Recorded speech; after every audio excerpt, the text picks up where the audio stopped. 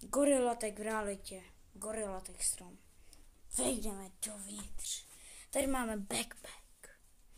Můžeme si ekvipnout věci. Ekvipneme si. Ekvipli jsme si to, ty taky. Mám dobrou šiltku. Co ty? Mám taky. Co jo? Já to dám taky pryč. Ty jo, tak já si ekvipnu něco na obličej. Ty jo, rouška. No, tak já si oddám jí. Jestli dám něco na záda. Ty jo, koukej, co jsem dostal za vlajku. Dám si ji na záda a vytáhnu. Ty jo, to si nechám. Tak, co si ty vybereš? Asi toto. Co máš? Ty jo. Ty jo, máš styk? Ty jo, ty máš styk, můžu se podívat? Ty jo, dám ti bán! Ha, máš bán. Ha. Mám styk. Mám styk. Ja. Budu moderátor. Co je? Chceš bán? Chceš... Hahaha, má ban. Tak co pak se tu děje za případ? Tady je moderátor. Dej mi ten styk. Ban! No. Ach jo.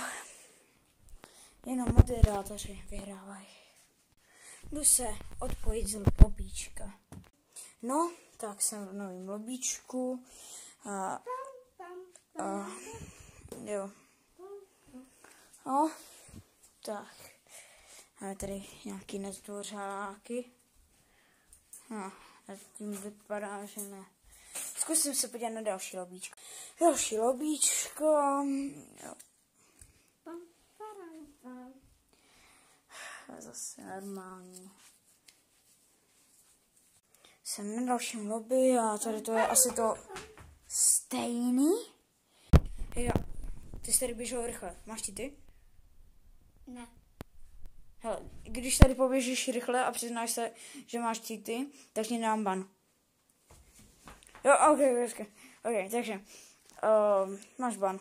Jo, jsi tady měl cheaty? Ne. Jo.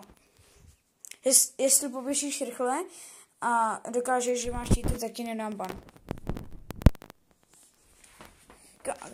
Ok. Takže dostáváš ban. Okay. Jedno lobíčko je vyřešení. Napojím se asi zítra. Livu celý VR.